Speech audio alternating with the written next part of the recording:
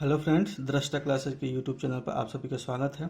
इस वीडियो में हम नंबर सिस्टम के प्रश्नों को हल कर रहे हैं और ये पिछले वीडियो का ही कंटिन्यूशन अर्थात सेकंड पार्ट है जो टाइप विभाज्यता पर आधारित प्रश्नों का है। तो चलिए शुरू करते हैं। अगला क्वेश्चन नंबर 9 है पिछले वीडियो से कंटिन्यूशन में। क्वेश्चन दिया हुआ कि किसी प्रकृत संख्या को 4, 5, 6 अथवा 7 से विभाजित करने पर प्रत्येक मामले में शेष 1 बचता है, तो वह सबसे छोटी संख्या क्या है। सबसे छोटी संख्या पूछ रहा है तो सबसे पहले तो क्या करेंगे, इनका एलसीएम निकाल लेंगे। तो 4, 5, 6 और 7 का एलसीएम निकाल लेंगे। का एलसीएम, तो इसका एलसीएम क्या हो जाएगा, 2 से कटेगा, ये हो जाएगा 2, ये तो नहीं कटेगा 5, ये हो जाएगा 3 और ये रह जाएगा ऐसे ही 7। तो इसको अब क्या करेंगे, अब सब अलग अलग हो गया, अब कोई नहीं कट रहा है तो क्या करेंगे, 2 गुने 2 गुने 5 गुने 3 गुने 7, सबको गुना करेंगे तो क्या आ जाएगा, 420। अभी हमारा ये आंसर नहीं आया। देखिए क्वेश्चन बोल रहा है कि 4, 5, 6 अथवा 7 से विभाजित करने पर प्रत्येक मामले में शेषफल 1 बचता है। तो हमको आंसर लाने के लिए क्या करना पड़ेगा, इसमें 1 जोड़ना पड़ेगा। ठीक है, इतना तो कट जा रहा है लेकिन शेष क्या बच रहा है, 1 बच रहा है प्रत्येक मामले में, तो शेष जोड़ देंगे तो ये क्या हो जाएगा, 421। यही हमारा आंसर हो जाएगा, वो सबसे छोटी संख्या जिसको 4, 5, 6 और 7 से भाग देने पर प्रत्येक दशा में क्या हो रहा है, शेषफल 1 हो रहा है, तो वो इसमें 1 ऐड कर दिए हैं। अगला प्रश्न दिया हुआ है कि वह कौन सी सबसे बड़ी संख्या है जो 2 और 3 शेष रखकर 258 और 323 को क्रमशः विभाजित करती है। यहाँ बोल रहा है सबसे बड़ी संख्या। ठीक है, आगे क्या लिख रहा है कि 2 और 3 को शेष रखकर इतना को क्रमशः विभाजित करती है।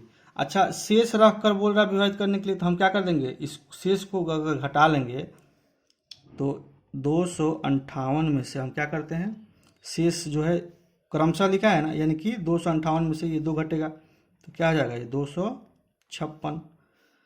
फिर 323 में से क्या घटेगा, ये 3 घटेगा शेषफल, तो ये हो जाएगा 320। ठीक है, अब क्या बोल रहा है यहाँ पर, सबसे बड़ी संख्या। यहाँ सबसे बड़ी संख्या ही पूछ रहा है ना, तो इन दोनों का, जैसे कि ये है 256 और ये है 320, इन दोनों का क्या निकालना है हमको,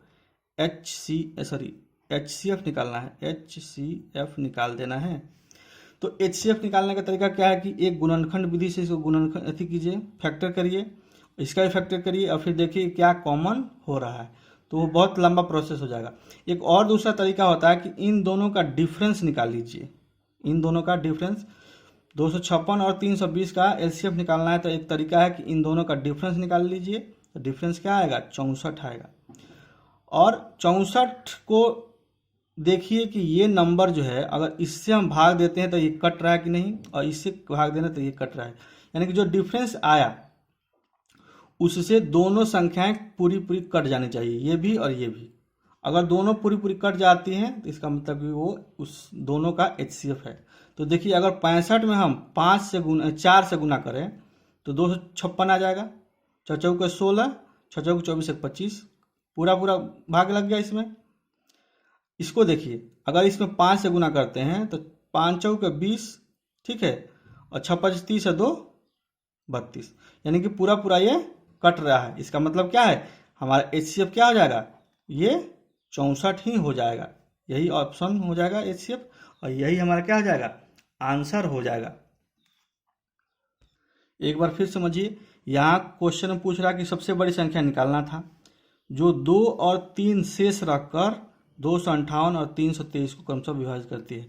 तो हमने 2 और 3 जो शेष रखा हुआ था उसको हमने पहले ही निकाल दिया, तो अब जो है पूर्ण कटने वाली संख्या है, तो जो दोनों पूर्ण कटने वाली संख्या है उसका एचसीएफ निकालना है। तो एक तरीका क्या है कि फैक्टर करिए, दूसरा ये क्या है कि दोनों का डिफरेंस लीजिए, जो डिफरेंस आएगा उससे भाग लगाइए दोनों में अलग अलग। अगर दोनों में भाग अलग अलग पूर्णतः कट जा रहे हैं तो इसका मतलब कि वो एचसीएफ है, इसलिए यह 64 आंसर हो गया हमारा। अगला प्रश्न दिया हुआ कि 1265 में से क्या घटाया जाए कि प्राप्त संख्या 29 से पूर्णतः विभाजित हो जाए। इसके पहले वाले क्वेश्चन में हमने क्या पढ़ा था कि क्या जोड़ा जाए कि संख्या पूर्णतः विभाजित हो जाए, और यहाँ क्वेश्चन क्या पूछ रहा है कि 12 से 65 में से क्या घटाया जाए कि संख्या जो है प्राप्त संख्या 29 से पूर्णतः विभाजित हो जाए। यानी कि क्या करना है हमें, यहाँ भी पहले भाग लगाना है। क्या लगाएंगे, 29 से भाग लगा देंगे 1265 में। ठीक है, तो ये 4 बार जाएगा, 9 चौके 36, ठीक है, 4 दूनी 8 और 3 11, ये क्या हो जाएगा 0, ये क्या हो जाएगा 1, ये कट जाएगा, ऊपर से 5 उतरेगा। अब कितने बार जाएगा, 3 बार जाएगा, तो क्या हो जाएगा ये 87 हो जाएगा। तो क्या घट के आ गया, इसमें से घटाएंगे 15 में से 7 जाएगा तो कितना हो जाएगा 8, ये 9, ये क्या हो जाएगा 1, यानी कि रिमाइंडर हमारा क्या हो जाएगा 18 हो गया। अच्छा एक चीज बताइए, यहाँ बोला क्या घटाया जाए कि प्राप्त संख्या 29 से पूर्णतः विभाजित हो जाए। अगर हम इस रिमाइंडर को ही घटा दें, ठीक है, तो पूरा पूरा कट जाता है ना। अगर इस 12 से 65 में से 18 घटा देते हैं तो क्या होगा, वो संख्या पूरा पूरा कट जाएगा 29 से, इसलिए आंसर क्या हो जाएगा हमारा, यही 18 हो जाएगा। और इसी 18 को 1265 में से माइनस कर देंगे तो पूर्णतः संख्या विभाजित हो जाएगा। अगला प्रश्न दिया हुआ कि यदि 3x के power 2 plus ax plus 4 x minus 5 द्वारा पूर्णतः विभाज्य हो तो a का मान निकालिए। तो हम क्या करेंगे इस प्रश्न के साथ कि 3x square plus ax plus 4 बराबर 0 हो जा मान लेंगे। ठीक है, इक्वेशन ए को ए हो गया, और इसको x माइनस 5 इक्वल टू 0 हम इसको भी मान लेंगे, क्योंकि a का वैल्यू तभी निकलेगा जब ये इक्वेशन में इक्वल टू 0 होगा और इस इतना बराबर 0 होगा। अब यहाँ से x की वैल्यू क्या आ जाएगा, 5 इधर जाएगा तो x बराबर 5 हो जाएगा। ठीक है, अब यहाँ हम क्या लिखेंगे, इक्वेशन 1 में x का क्या है मान रखने पर रख देते हैं, तो क्या हो जाएगा 3 गुने 5 के स्क्वायर प्लस a गुने 5 प्लस 4 बराबर 0, तो क्या हो जाएगा 3 गुने 25 प्लस यहाँ a लिख देते हैं, a गुने 5 प्लस 4 बराबर 0 हो जाएगा। अच्छा ये हो गया 25 से 75, इसको हम क्या लिखते हैं a गुने 5 लिख देते हैं ऐसे ही, और ये जुटेगा तो क्या हो जाएगा 25 से 75 और 4 89 हो जाएगा, बराबर क्या हो जाएगा 0 हो जाएगा। तो a गुने 5 क्या हो जाएगा माइनस 89 हो जाएगा, तो a बराबर क्या हो जाएगा माइनस 89 बट्टा 5 हो जाएगा। अच्छा इसको काटने का एक तरीका है कि इसमें 5 से काटिए, या आसानी से करने के लिए क्या करेंगे हम 2 से गुना कर देते हैं, 2 से यहाँ भाग कर देते हैं, कट जाएगा तो क्या हो जाएगा इतना ही बचेगा। लेकिन हमने क्या किया, इस गुना में भाग आसानी से हो तो क्या कर देंगे इसको 2 से गुना 2 से भाग, क्योंकि नीचे हम 0 लाना है। तो ये क्या हो जाएगा 9 दूनी 18, ठीक है, 7 दूनी 14, 1 15, माइनस क्या हो जाएगा यहाँ पर 158 बट्टा क्या हो जाएगा नीचे 10। अब नीचे हमको भाग लगाना है 10 से, तो हम क्या कर देंगे दाहिने साइड से एगो दशमलव कर देंगे, तो माइनस क्या हो जाएगा 15.8। यही हमारा क्या हो जाएगा आंसर। मैंने यहाँ सिर्फ इसलिए नहीं काटा क्योंकि काटने में दिक्कत होता है, मैंने यहाँ देखा कि 5 है, अगर मैं इसको 0 बना देता हूँ तो क्या करना है ऊपर में सिर्फ हमको 1 दशमलव बैठाना है। तो क्या किया मैंने, इसको ऊपर 2 से गुना और नीचे 2 से गुना, तो नीचे क्या हो गया 10 हो गया, तो इसमें 10 से भाग देंगे तो क्या हो जाएगा दाहिने साइड से 1 दशमलव बैठ जाएगा। ये तरीका होता है फास्ट सोल्यूशन करने का। तो एक छोटा सा मैंने चीज़ बताया कि इससे इसमें भाग दीजिए तो गुना करते रहिए, उससे अच्छा है कि इसके क्या कीजिए नीचे वाले को 0 बना दीजिए, तो ये आंसर हो जाएगा हमारा। अगला प्रश्न देखिए, दिया हुआ कि 1739 में कम से कम क्या जोड़ा जाए कि यह 11 से पूर्णतः विभाजित हो जाए।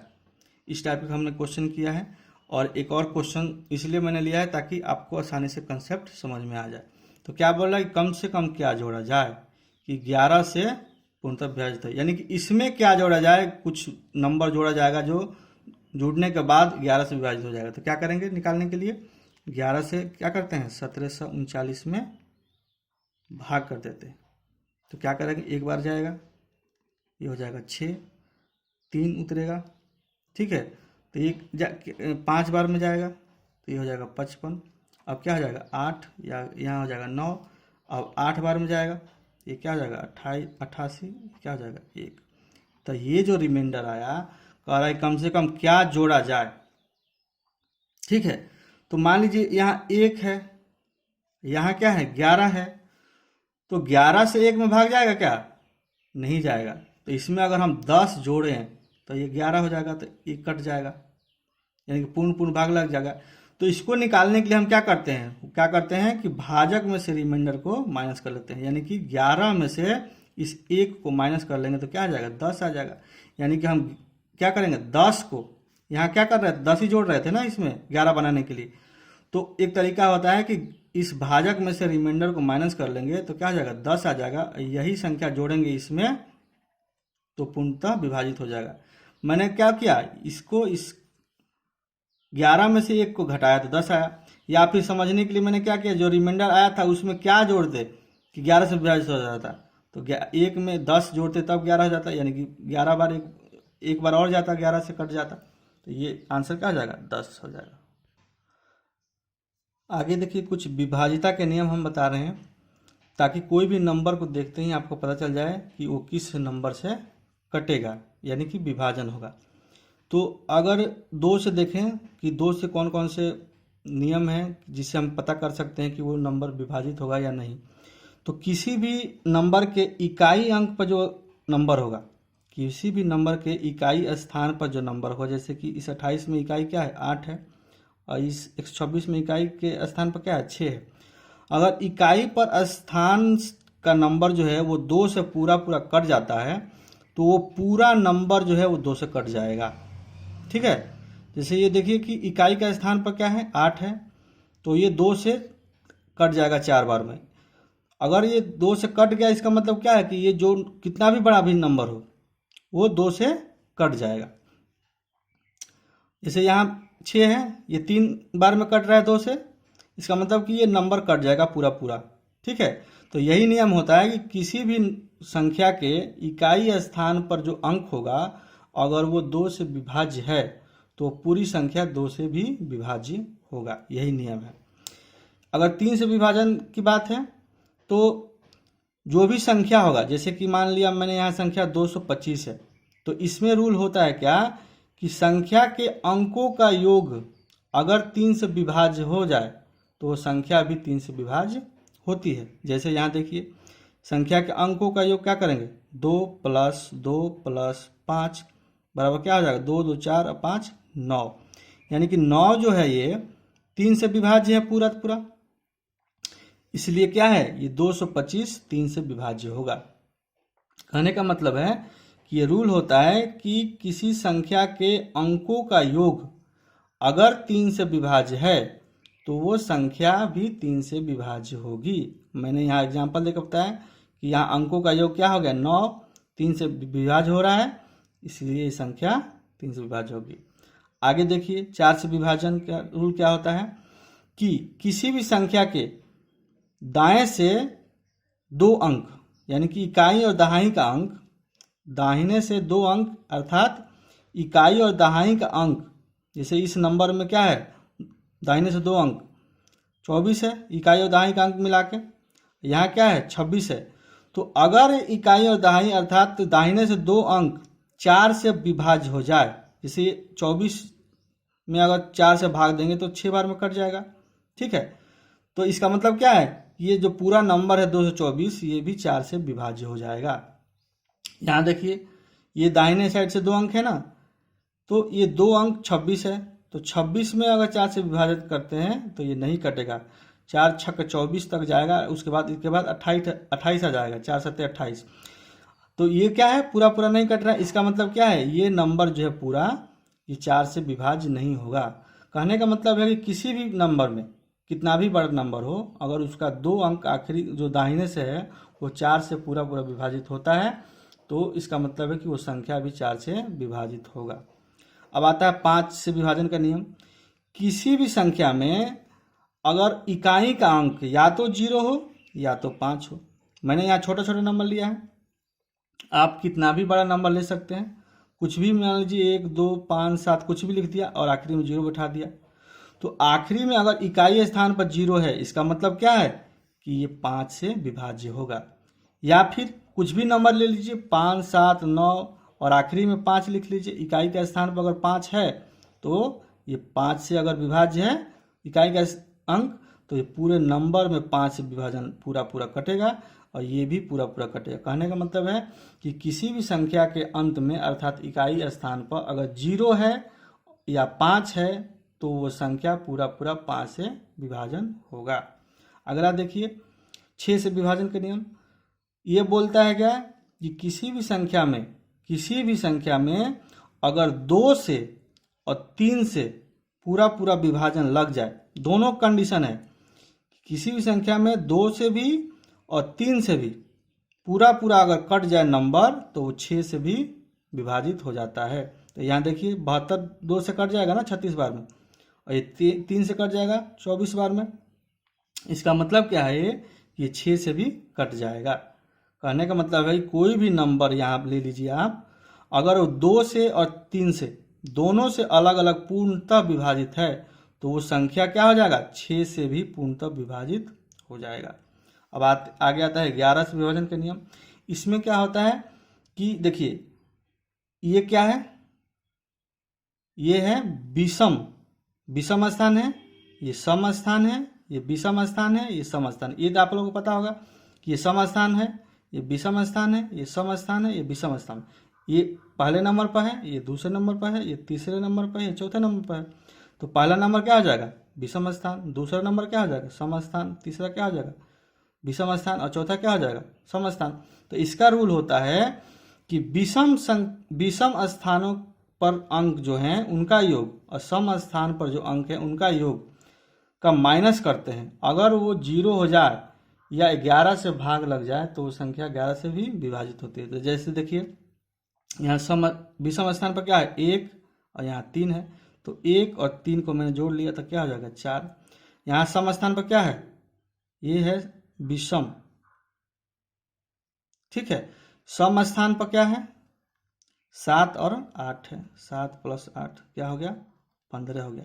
अब सम स्थान और विषम स्थान के अंकों का जो अंतर है ये क्या है, इसमें देखिए तो 4 है यहाँ पर, यहाँ 15 है, तो अंतर क्या हो जाएगा 11 हो जाएगा, ठीक है। तो 11 है, इसका मतलब क्या है ये 11 से विभाजित हो जाएगा एक बार में। या यहाँ पर अगर अंतर 11 ना आके 0 आ जाता तो भी 11 से विभाजित हो जाएगा। तो इसका मतलब है कि इसमें क्या है कि विषम स्थानों पर अंकों का योग और सम स्थानों पर अंकों का योग का दोनों का अंतर अगर 0 हो जाए या 11 हो जाए, 0 हो जाए या 11 हो जाए तो पूरा का पूरा संख्या जो है क्या है 11 से विभाजित हो जाएगा। Thank you.